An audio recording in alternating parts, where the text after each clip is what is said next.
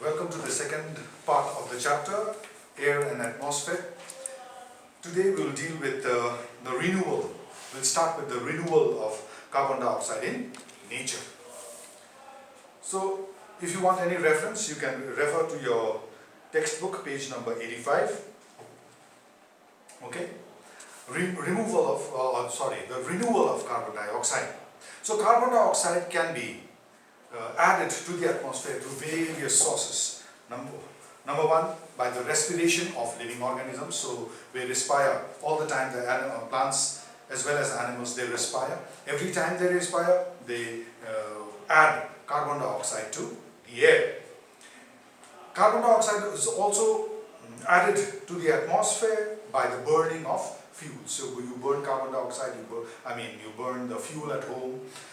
You burn wood, you burn paper, you burn petrol, kerosene or any other LPG gas, carbon dioxide will be formed. So another way in which carbon dioxide is added to the atmosphere is by the decomposition of dead plants and animals. So all these processes keep on adding carbon dioxide. Plants use up carbon dioxide for the manufacture of food, and these are some of the ways in which we can add again carbon dioxide to the atmosphere. So there is exchange of gases between the plants and the animals and our various activities of producing carbon dioxide in the air. So this circulation of carbon dioxide in nature, so the circulation of carbon dioxide in nature is called carbon dioxide cycle or the carbon cycle. Okay, so plants keep on using up carbon dioxide for the manufacture of food, and animals, they exchange, they take in the oxygen produced by the plants and produce oxygen in return, carbon dioxide in return during respiration. So there is an exchange, the renewal of carbon dioxide in the air, and this process of renewal of carbon dioxide in the air is called carbon cycle. Now, carbon dioxide and the greenhouse effect. So when we talk about the greenhouse effect, we know that some gases like carbon dioxide, methane and water vapor. I repeat, carbon dioxide, methane is, the formula is CH4. Methane, carbon dioxide and water vapor are called the greenhouse gases. And what does it do? It helps in increasing the temperature of the Earth's atmosphere. So the greenhouse effect is a natural process in which greenhouse gases like carbon dioxide, methane, water vapor, etc. they trap heat energy radiated from the Earth's surface and radiate this heat back to the Earth, increasing the temperature of the Earth's surface. This is called, the entire process is called the greenhouse effect. Okay. The solar radiation emitted by the sun heats up the Earth's surface. As the Earth gets heated up, they radiated some amount of heat energy towards the space, obviously. Now this heat energy is absorbed by the greenhouse effect, the greenhouse gases, and then it is released back, it is reflected back to the Earth's surface, increasing the temperature of the atmosphere. The greenhouse effect actually keeps the Earth pleasantly warm. Okay. Without this process, the Earth would have been almost 30 degrees cooler. So it would have been very difficult for us to stay alive in this Earth, because without the greenhouse gases, the temperature of the Earth would have been 30 degrees Celsius cooler. So if you are at 10 degrees Celsius, like especially if you are in Darjeeling, let's say the temperature is 10 degrees Celsius, you would be, without the greenhouse gases, the temperature in Darjeeling would be minus 20 degrees Celsius. So it would be very, very difficult for us to live on this Earth. But again, the excess amount of greenhouse gases produced the activities, human activities like burning of fuels and so on and so forth, increases the amount of pollutants, amount of carbon dioxide in the air, that also has an adverse effect to the atmosphere or to the air.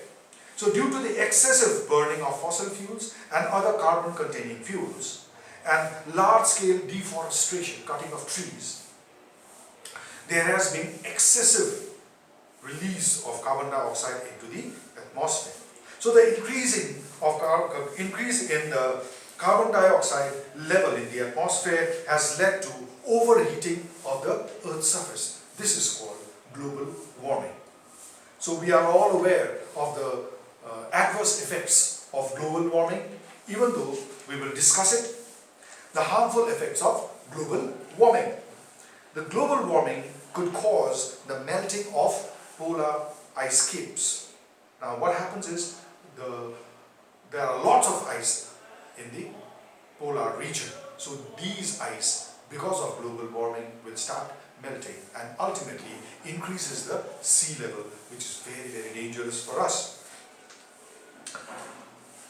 There could be the increase in the heat waves and a greater risk of drought in the earth, scarcity of water, because all the water in the on the land might evaporate and it might cause drought.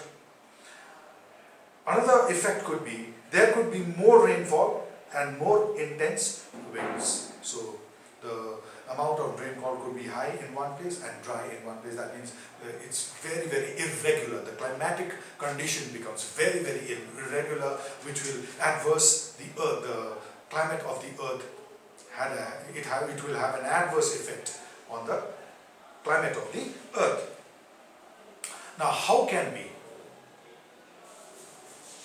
control the greenhouse effect? Number one, by planting more trees.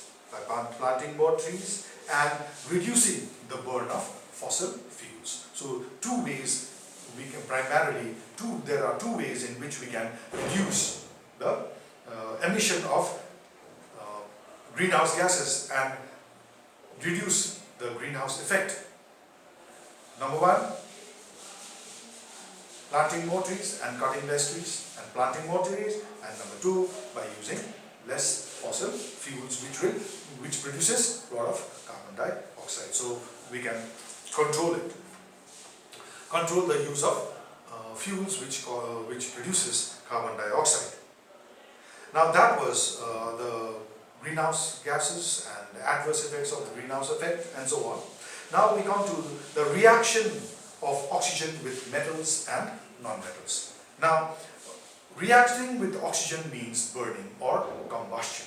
Remember, any fuel you burn, you react it with oxygen, it is known as combustion. Don't get confused between combustion, burning and oxidation. It is almost the same.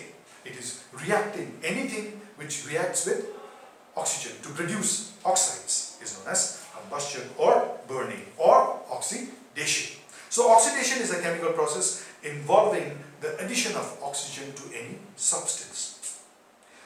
When an element, metal or non-metal, reacts with oxygen or burns in oxygen, the product formed is called the oxide. So if you burn, obviously, if you burn carbon in oxygen, carbon dioxide will be formed. If you react iron with oxygen, iron oxide will be formed. So the product formed when a substance reacts with oxygen is called its oxide. Now there are many types of, different types of oxidation. Okay, oxidation means, I told you, reacting of any substance with oxygen to form its oxide is known as oxidation. Now there are many types of oxidation. The first one we deal with is spontaneous oxidation. Okay, this is the type of oxidation which does not need any heating and burning. A substance will automatically react with the atmospheric oxygen to form its oxide. So very reactive metals like sodium and potassium. Sodium and potassium. It reacts with the, you don't have to burn it. in a flame. It reacts with the atmospheric oxygen to produce sodium oxide. Sodium oxide, and potassium reacts with atmospheric oxygen to form potassium oxide. Without heating, without burning. So this is called the spontaneous oxidation. Okay. The another reaction is called rapid oxidation. It is a type of oxidation in which substances react with oxygen rapidly to release large amount of heat and light. For example, carbon, or let's say methane gas, CH4. Or we can say the LPG gas you must have heard about at home. We will talk about that. C4H10. This is LPG gas. In other words, it is called butane. The chemical name is butane. You must have seen the cigarette lighters. What burns, which gases fill inside the cigarette lighters? This is butane, C4H10. You must have seen that. So methane or butane burns in oxygen, okay? Oxidizes, burns in oxygen to produce carbon dioxide and water vapor plus lot of heat and light. This kind of reaction in which a substance rapidly oxidizes to form heat and produce heat and light is called rapid oxidation. And the last type, the third type of oxidation is called slow oxidation. It is called slow oxidation. So the type of oxidation in which substance reacts with oxygen very slowly is called slow oxidation. For example, the iron, the rusting of iron, Fe plus O2. Now please remember that iron rust during the monsoon season.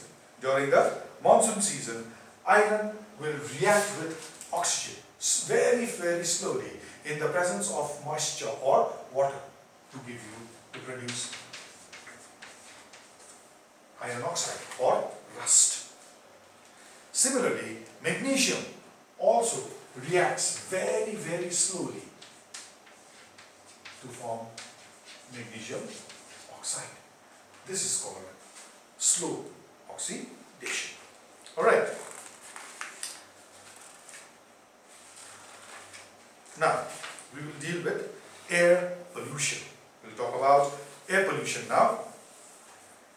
As we know, air consists of mainly nitrogen, oxygen, carbon dioxide and water vapor. However, the natural composition of the air is getting disturbed due to the number of causes. Human activities related to industry, burning of fossil fuels, etc. adds up to the undesirable components in the atmosphere.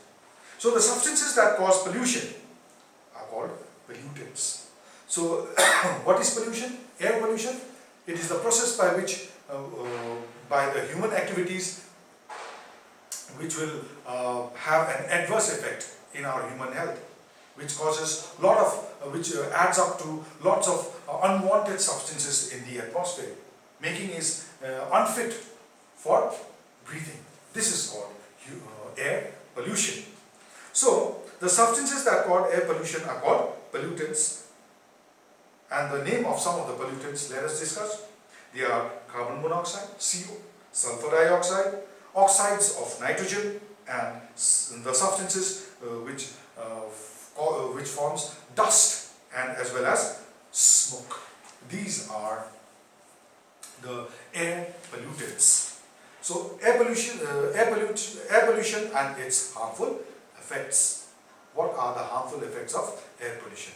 We all know that the fine particulates like smoke, soot and dust particles, they are the main pollutants of the air. The other one is carbon monoxide, then sulfur dioxide, nitrogen dioxide and CFCs. And the full form of CFC is chlorofluorocarbons. carbons. Now let us talk about some of the adverse effects on our health by these pollutants.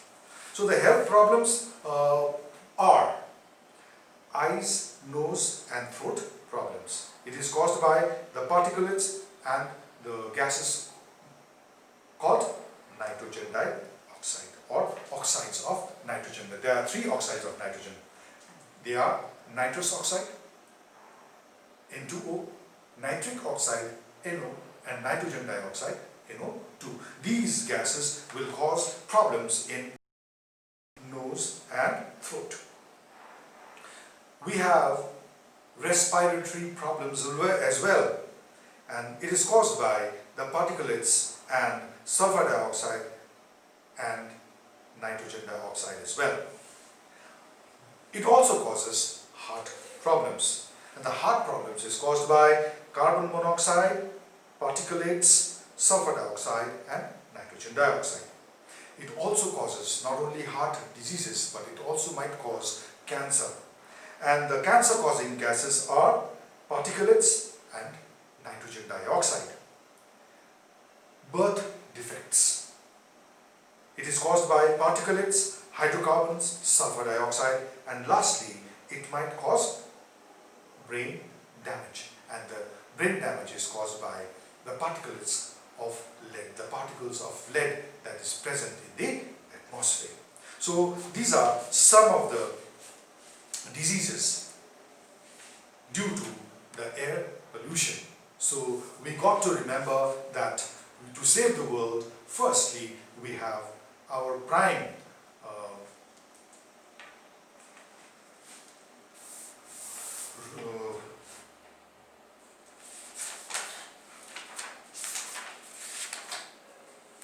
duty. Our prime duty is to control air pollution. So with that, I end the class. So in the next class, we will continue this chapter and we'll talk about the preparation of oxygen and the properties of oxygen. So I hope you enjoyed the class. Thank you so much. Keep watching.